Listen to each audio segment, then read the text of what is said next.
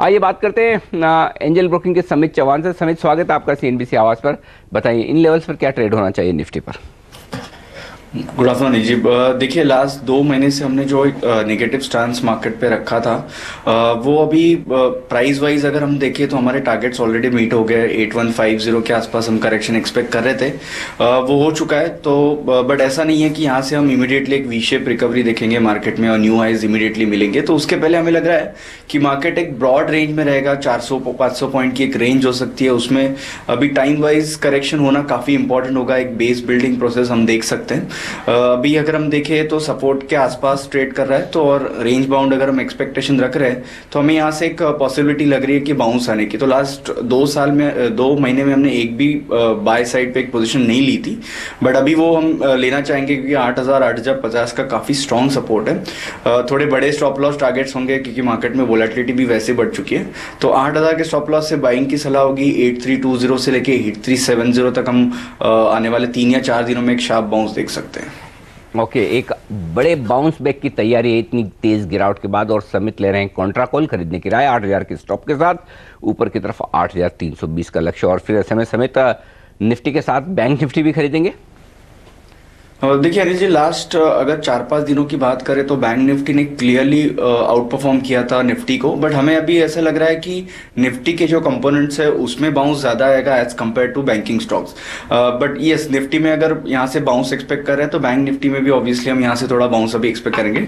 But Nifty के comparatively वो थोड़ा कम होगा परसेंटेज वाइज। तो निफ्टी बैंक में भी यहाँ पे बाय करने की सलाह होगी। एक माइनर डिप पे अराउंड 19,350 अगर वहाँ पे आसपास आता है तो 19,120 के स्टॉप लॉस से बाय किया जा सकता है। ऊपर टारगेट 19,700 19,750 के होंगे। ओके, तो ये है राय आपकी निफ्टी और बैंक निफ्टी पर, दोनों में खरीदारी का मौका दिख रहा है समित को।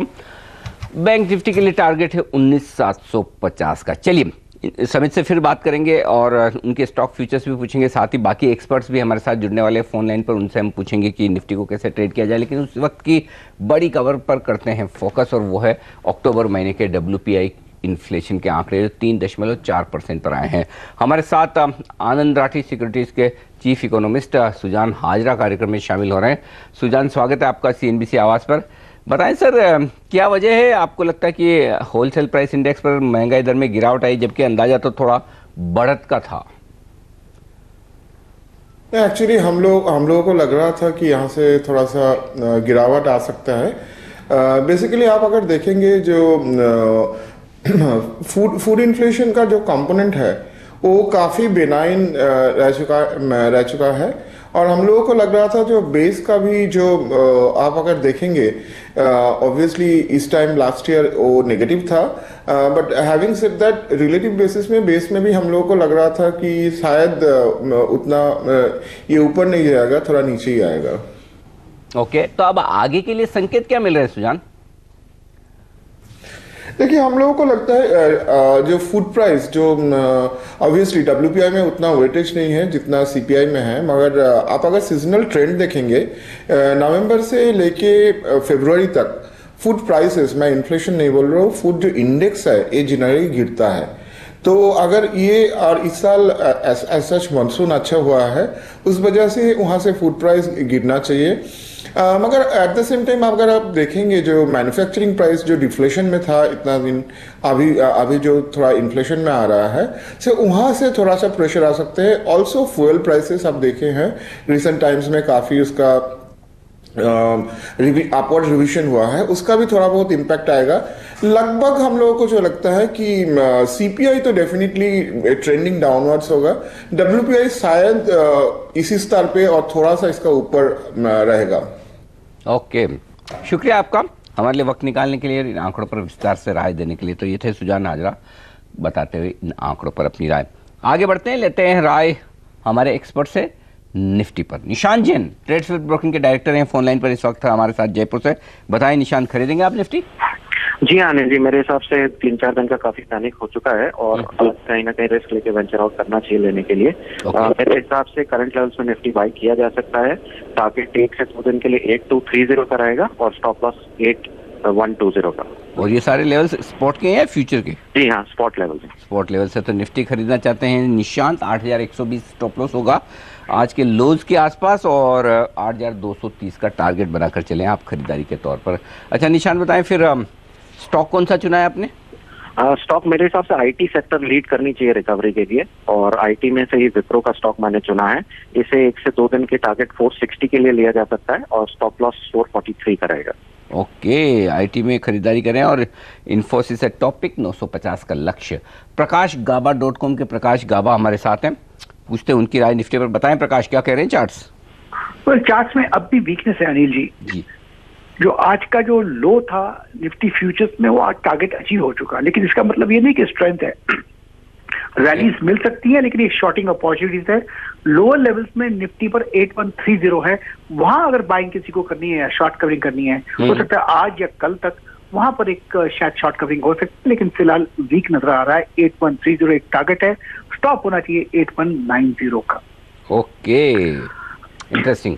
उछाल में करें बिकवाली, ये कह रहे हैं प्रकाश, और 8,130 का टारगेट नीचे की तरफ के लेवल्स फिर से आएंगे जो आज के लो है। 8,190 के स्टॉप से शॉर्ट कर दीजिए निफ्टी को, ये मानना है प्रकाश का।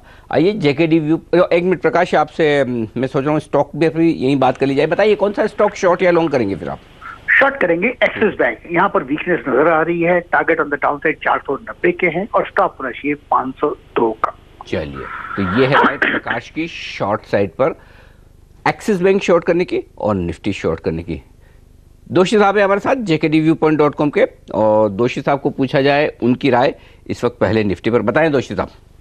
एक कॉन्ट्रैक्ट कॉल इंट्राडे के लिए लेना चाहूंगा 8100 के स्टॉप लॉस से बाय कैश निफ्टी में, और 8265 8220 के आसपास निकल जाएंगे। और स्टॉक्स में भी एक कॉन्ट्रा कॉल लेना चाहूंगा 81 के स्टॉप लॉस से अपोलो टायर बाय करेंगे, 85 के स्टॉप लॉस से बाय करेंगे शायद, और 91 92 is a target. Okay, Apollo tyre भी खरीदना चाहते हैं, स्टॉप लॉस थोड़ा ऊपर सरका लीजिए 85 के आसपास, और निफ्टी खरीदना चाहते हैं स्टॉप लॉस होगा आज के लो के नीचे 8,100 का, और ऊपर की तरफ का टारगेट है दोषी साहब का 8,225 के आसपास का। ये राय है उनकी निफ्टी और स्टॉक फ्यूचर्स पर। KR चौकसी सिक्योरिटीज़ के हेमंत कपाड़िया हैं हमारे साथ इस वक्त, उनसे भी पूछा जाए पहले तो उनकी राय निफ्टी पर। बताएं हेमंत, क्या सलाह दे रहे हैं आप अपने क्लाइंट्स को निफ्टी पर? अनिल जी, मार्केट बहुत ही ओवरसोल्ड है, तो मतलब यहाँ पे वीकनेस है, लेकिन यहाँ पे शॉर्ट करना नहीं बनता है, थोड़ी और गिरावट हो सकती है, इसलिए एंट्री थोड़ी नीचे की दे रहा हूँ अनिल जी। 8100 के आसपास की एंट्री, 8055 का स्टॉप लॉस और 8190 का टारगेट अनिल जी, ये 3 दिन के लिए वैलिड रहेगा। ओके, 3 दिनों के लिए आप करें तेजी। 8,055 के स्टॉप लॉस के साथ खरीदना है 8,100 के आसपास, और ऊपर की तरफ का लक्ष्य 8,190 का। बताएं हमें अपना स्टॉक भी, वो भी क्या तेजी की तरफ है?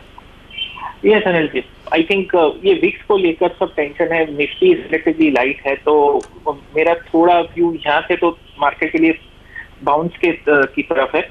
विप्रो फ्यूचर लेना है अनिल जी, 445 का स्टॉप, 445 की एंट्री, 437 का स्टॉप लॉस अनिल जी, और 459 का टारगेट।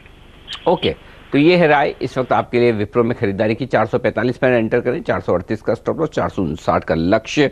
चलिए पांचों एक्सपर्ट्स की राय समाप्त कर दूं। इंटरेस्टिंग बात है कि इतनी कमजोरी के बावजूद 5 में से 4 एक्सपर्ट्स पॉजिटिव हैं, खरीदारी की राय दे रहे हैं। सिर्फ ये कह रहे हैं कि हेमन 8,100 के आसपास खरीदें, बाकी एक्सपर्ट्स की राय अभी भी खरीदारी करने की। और जो मजबूत सपोर्ट दिख रहा है वो है 8,100 से लेकर 8,125 की रेंज में, यहाँ पर लगाएं स्टॉप लॉस, खरीदें निफ्टी को। ऊपर की तरफ का पहला टारगेट बनेगा 8,200 8,225 की रेंज का, तो ये 25 पॉइंट की रेंज बाजार को अटकाने का काम करेगी। 8,225 के पार निकले तो फिर तेजी फर्स्ट क्लास बनेगी, तब 101 पॉइंट का उछाल और आ सकता है ऊपर की तरफ निफ्टी में।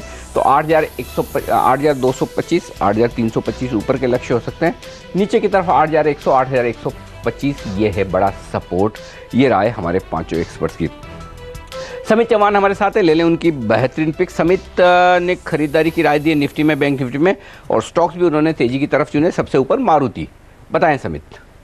देखिए अनिल जी, लास्ट 3 वीक्स में हमने लगातार मारुति में शॉर्ट कॉल लिए थे ऊपर की तरफ 5700 5800 के लेवल से, और हम एक्सपेक्ट कर रहे थे, और वो भी कॉन्ट्रा कॉल्स थे उसके एक स्ट्रॉन्ग अप ट्रेंड के अगेंस्ट। हमने लास्ट 2 वीक में एक अच्छा खासा करेक्शन देखा है। हालांकि 5000 के नीचे ज़्यादा हम इसमें करेक्शन एक्सपेक्ट नहीं कर रहे थे, बट वो एक्सटेंड हो गया है। बट हमें लग रहा है कि ये काफ़ी अच्छी बाइंग अपॉर्चुनिटी है। अगर हम देखें तो 4700 4800 के आसपास उसके जो प्रीवियस हाइज थे वो काफ़ी स्ट्रॉन्ग सपोर्ट करके अभी एक्ट होंगे। तो यहाँ पे भी अभी हम उसकी रीसेंट डाउन ट्रेंड के अगेंस्ट कॉन्ट्रा कॉल लेंगे। बाय की सलाह होगी with a stop loss of 4800 और टारगेट 5120 का होगा, और ये नवंबर फ्यूचर का लेवल है।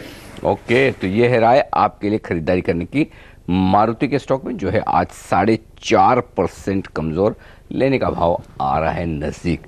मारुति के साथ जस्ट डायल एक और स्टॉक है, ये तो बड़ा वोलेटाइल स्टॉक है, ट्रेडर्स का फेवरेट भी, खरीदना चाहिए इसे? जी हाँ, देखिए लास्ट मिड वीक में हमने देखा था कि ये स्टॉक में एक आइलैंड रिवर्सल करके पैटर्न इसमें फॉर्म हुआ है, और ये काफ़ी स्ट्रॉन्ग रिवर्सल साइन होता है। ये क्लोजिंग बेसिस पे स्टॉक ने कंफर्म किया है ये पैटर्न। और अगर इंपॉर्टेंटली अगर हम देखें तो लास्ट 2 दिन में इतना स्ट्रॉन्ग करेक्शन आया मार्केट में मिड कैप काउंटर्स में, बट ये स्टॉक ने स्ट्रेंथ दिखा है।